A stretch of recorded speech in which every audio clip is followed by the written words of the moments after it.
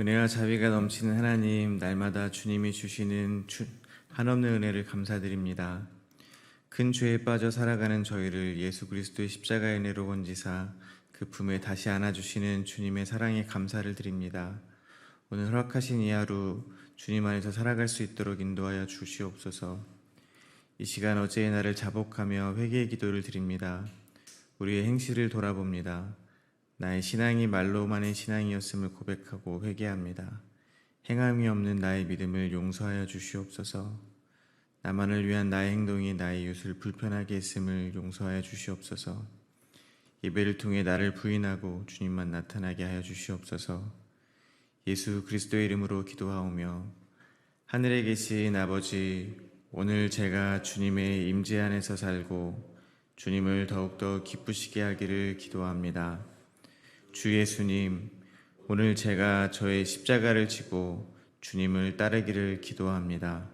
성령님, 오늘 성령님이 저를 충만하게 채워주시고 성령의 열매, 사랑과 희락과 화평과 오래 참음과 자비와 양성과 충성과 온유와 절제가 제 삶 속에서 익어갈 수 있도록 해주시기를 기도합니다. 아멘. 말씀을 나누겠습니다. 오늘 저희들에게 주신 하나님의 말씀은 창세기 12장 10절에서 20절까지의 말씀입니다. 저와 여러분이 한 절씩 교독하겠습니다. 그 땅에 기근이 들었으므로 아브람이 애굽에 거류하려고 그리로 내려갔으니 이는 그 땅에 기근이 심하였음이라. 그가 애굽에 가까이 이르렀을 때 그의 아내 사레에게 말하되 내가 알기에 그대는 아리따운 여인이라. 애굽 사람이 그대를 볼 때 이르기를 이는 그의 아내라 하여 나는 죽이고 그대는 살리리니 원하건대 그대는 나의 누이라 하라. 그러면 내가 그대로 말미암아 안전하고 내 목숨이 그대로 말미암아 보존되리라 하리라. 아브라함이 애굽에 이르렀을 때에 애굽 사람들이 그 여인이 심히 아리따움을 보았고 바로의 고관들도 그를 보고 바로 앞에서 칭찬하므로 그 여인을 바로의 궁으로 이끌어 들인지라. 이에 바로가 그로 말미암아 아브라함을 후대함으로 아브라함이 양과 소와 노비와 암수 나귀와 낙타를 얻었더라. 여호와께서 아브라함의 아내 사레의 일로 바로와 그 집에 큰 재앙을 내리신지라. 바로가 아브라함을 불러서 이르되 내가 어찌하여 나에게 이렇게 행하였느냐? 내가 어찌하여 그를 내 아내라고 말하지 아니하였느냐? 내가 어찌 그를 누이라 하여 내가 그를 데려다가 아내를 삼게 하였느냐? 내 아내가 여기 있으니 이제 데려가라 하고. 함께 읽겠습니다.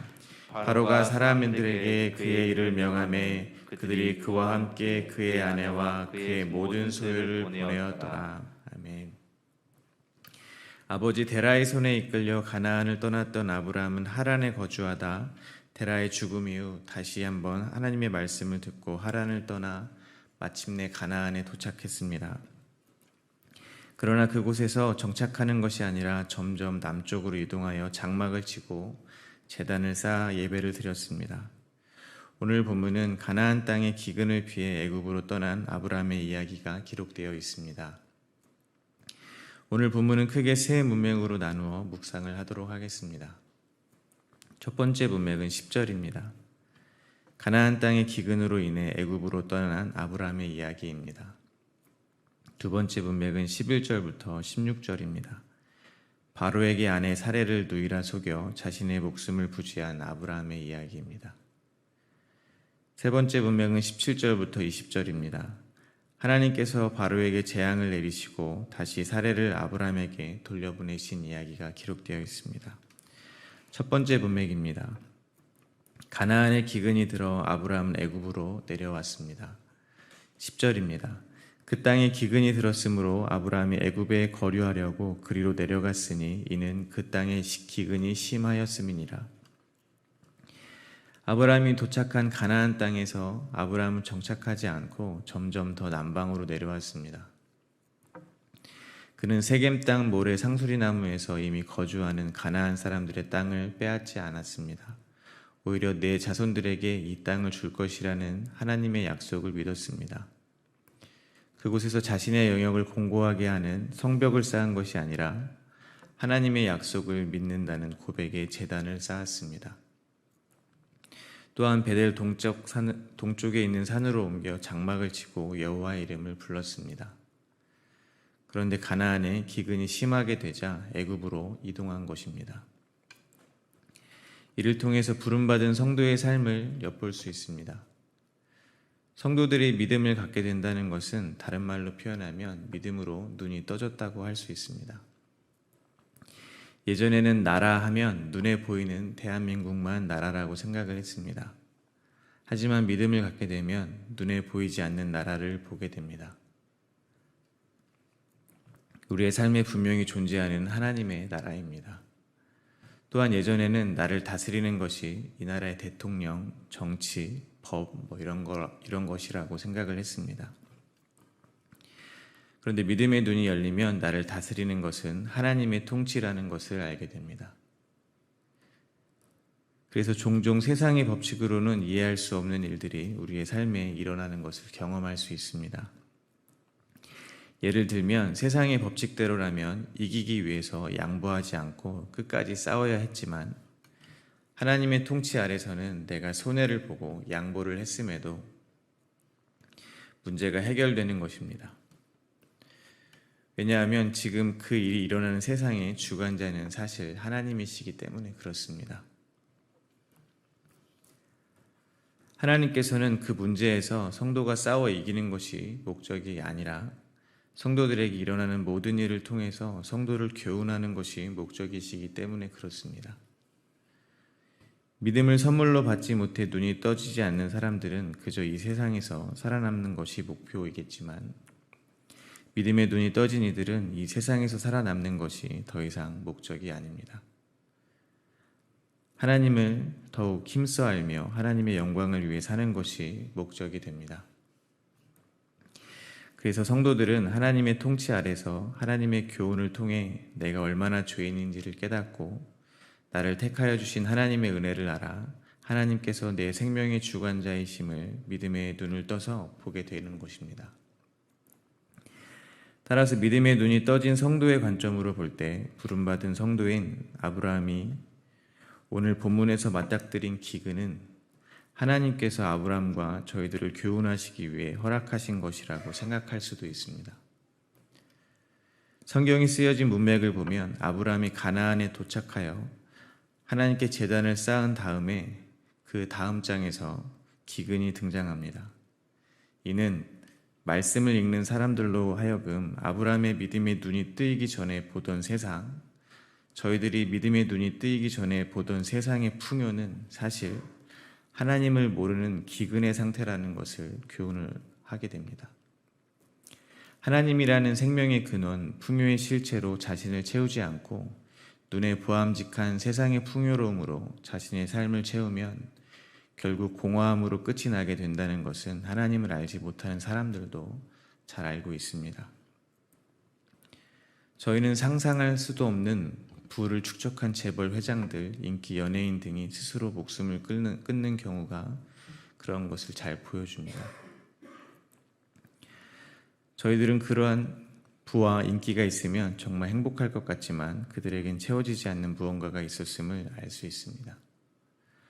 우리가 쫓아 열심을 내고 살고 있는 풍요는 사실 기근이라는 것을 오늘 본문을 통해 하나님께서는 말씀을 해주고 계시는 것입니다. 저와 여러분도 이 땅의 기근이 아니라 진짜 하늘의 풍요를 구하게 되시기를 소망합니다. 만약 아브라함의 기근의 의미를 알았다면 애굽으로 내려가지 않고 하나님께 도움을 구했을지도 모르겠습니다. 그러나 아브라함은 하나님께 도움을 구하지 않고 스스로 살 방법을 찾았습니다. 바로 또 다른 풍요를 찾아 하나님이 약속하신 가나안 땅을 떠나 매우 비옥한 지역인 애굽으로 살기 위해서 갔다는 것입니다. 이사야서 31장에 이어 비슷한 사건이 있습니다. 이스라엘이 전쟁에서 애굽에게 도움을 구하러 갔을 때 하나님께서 다음과 같이 노하셨습니다. 이사야서 31장 1절에서 3절입니다. 도움을 구하러 애굽으로 내려가는 자들은 화 있을진저 그들은 말을 의지하여 병거의 많음과 마병의 심히 강함을 의지하고 이스라엘의 거룩하신 이를 앙모하지 아니하며 여호와를 구하지 아니하나니 여호와께서도 지혜로우신즉 재앙을 내리실 것이라. 그의 말씀을 변하게 하지 아니하시고 일어나사 악행하는 자들의 집을 치시며 행악을 돕는 자들을 치시리니 애굽은 사람이요 신이 아니며 그들의 말은 육체요 영이 아니라 여호와께서 그의 손을 펴시며 돕는 자도 넘어지며 도움을 받는 자도 엎드려져서 다 함께 멸망하리라. 아브라함은 제단을 쌓고 예배는 잘 드렸지만 정작 기근의 현실 앞에서는 애굽의 풍족한 현실에 더 의지를 했던 것입니다. 아브라함이 이러한 모습에서 이 땅에서 신앙생활을 하는 저의 모습을 발견할 수 있습니다. 인생의 기근이 닥칠 때마다 도움을 줄 수 있는 유력한 사람들, 경험, 방법 등을 최대한 동원하고 정말 아무것도 할 수 없을 때 비로소 진짜 간절하게 기도하러 주님께 엎드리는 저의 모습을 보는 것과 같습니다. 그런데 그것마저도 문제 해결에 초점이 맞춰져 있지 그것을 통해 하나님을 알고자 하는 것은 아닐 때가 많음을 고백할 수 있습니다. 내 인생의 기근도 주님의 허락이 없이는 내게 일어나지 않는다는 것을 잊지 않고 모든 것의 주권자 되시는 주님을 바라보게 되시기를 바랍니다. 두 번째 문맥입니다. 애굽에 다다르게 된 아브라함은 자기의 생존을 위해서 사레가 자신의 아내인 사실을 숨기고 누이라고만 소개를 하여 바로에게 시집을 보내는 것입니다. 사실 아브라함과 사레는 이복사촌 관계입니다. 그러니 누이라고 하는 것이 틀린 말은 아닙니다.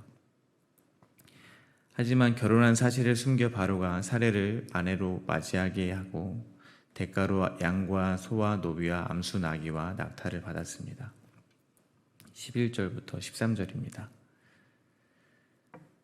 그가 애굽에 가까이 이르렀을 때 그의 아내 사레에게 말하되 내가 알기에 그대는 아리따운 여인이라 애굽 사람이 그대를 볼 때 이르기를 이는 그의 아내라 하여 나는 죽이고 그대는 살리리니 원하건대 그대는 나의 누이라 하라. 그러면 내가 그대로 말미암아 안전하고 내 목숨이 그대로 말미암아 보존되리라.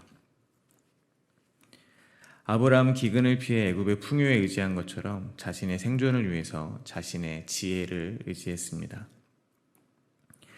오늘 본문을 통해 알 수 있는 것은 당시에는 힘 있는 자가 다른 사람의 아내를 취하는 일이 가능했음을 알 수 있습니다. 그래서 아브라함은 자신의 목숨을 부지하기 위해서 사레가 자신의 아내인 것을 숨기려고 합니다. 당시의 상황에서는 아브라함에게 상식적인 생각이었을 수도 있습니다. 이를 통해 저희가 사는 세상에 대해서 묵상해 볼 수 있습니다. 저희가 사는 세상은 눈에 보암직도 한 것이 있으면 반드시 취한다는 것입니다. 그것이 다른 사람을 해롭게 하는 일임에도 말입니다. 생명을 빼앗는다는 극단적인 표현을 쓰지 않더라도 이는 약육강식의 세상의 방식임에는 틀림이 없습니다. 바로에게 아브라함이 남편인 것을 솔직히 말했다면 아마 바로는 후환을 없애기 위해서 남편을 죽이고 살해를 취했을 것입니다. 이를 잘 알고 있던 아브라함은 바로에게 거짓말을 했던 것입니다. 또한 아브라함은 복의 근원이 될 것이란 하나님의 약속을 받았습니다. 이는 쉽게 말하면 아브라함으로 인해 다른 사람이 복을 받는다는 것입니다. 그런데 반대로 아브라함으로 인해 사레는 버림을 받고 바로에게 시집을 가게 생긴 것입니다. 이처럼 세상의 삶의 방식은 내가 살기 위해서 다른 사람을 희생시키는 것입니다. 이는 희생과 섬김, 사랑이라는 하나님 나라의 삶의 방식과는 정반대일 것입니다. 이러한 세상의 방식으로 사회에 가정할 것 없이 힘이 조금이라도 더 있는 사람들의 갑질 문제가 발생하는 것입니다. 이와 같이 성도가 인생의 기근을 만날 때 그동안 잘 숨겨왔던 그럴듯한 신앙인의 모습에서 나만 살고자 하는 죄된 본성이 금방 들통이 나게 되어 있습니다. 평안할 때는 예배를 드리며 하나님의 주되심을 쉽게 고백합니다. 모든 것이 주님의 것임을 고백하는 것이 어렵지가 않습니다. 그런데 기근이 찾아와 나의 풍요가 사라진다면 모든 것을 주님의 것이라고 고백하기가 그리 쉽지가 않습니다. 예를 들어 깊은 오지에서 어려운 사람들을 헌신적으로 돕는 선교사님의 고백을 들으면 눈물을 흘리며 감동하지만 사랑하는 자녀가 선교사가 되겠다고 하면 가슴이 철렁합니다. 그러한 때 모든 것이 주님의 주권이며 주님이 주관하시는 것이라고 고백할 수 있는 사람은 확 줄어드는 것입니다. 신명기 8장에도 너를 낮추시며 시험하사 내 마음이 명령을 지키는지 지키지 않는지 알려 하시기 위해서 이스라엘을 40년간 광야를 걷게 하셨다는 말씀이 있습니다. 마찬가지로 기근의 상황에서 바로의 위협 앞에서 아브람 역시 그가 하나님의 약속을 받은 아무런 자격이 없는 사람이 금방 드러나게 되었습니다.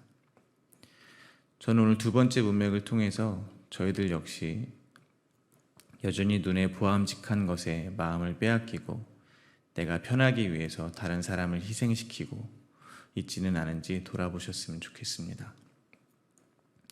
동료를, 이웃을, 가족을 내 몸과 같이 사랑해야 함에도 내가 이 세상에서 풍요를 누리기 위해 다른 사람들을 돈벌이 수단이나 일의 도구로 보고 있지는 않은지 돌아보았으면 좋겠습니다. 또한 두 번째 문맥의 상황을 사례의 입장에서 묵상할 수 있습니다. 아무리 당시의 상황이 그렇다고 해도 사례의 마음은 자기를 다른 남자에게 시집 보내는 아브라함이라는 남편에 대해서 얼마나 섭섭했을까 하는 마음입니다. 아이를 낳지 못했기 때문에 더욱 아무 말도 못했을 것입니다. 한 여자에게 당시의 남편은 지금 시대의 남편보다 절대적인 울타리이며 안전망이었을 것입니다. 당신은 남편이 없으면 아내는 그 목숨을 부지하기도 어려웠을 것입니다. 아브라함 자신이 살기 위해서 사례를 바로에게 보내기로 결정했지만 오늘 본문 19절에 의하면 하나님이 모든 상황을 바로잡고 사례를 아브라함에게 다시 돌려보냅니다. 사례의 입장에서는 이 역시 기근입니다. 나를 지켜줄 줄 알았던 남편이 자기가 살기 위해서 자기를 버리려 하고 있기 때문입니다. 만약 하나님께서 사례에게 찾아가셨다면 뭐라고 하셨을지 상상을 해봅니다.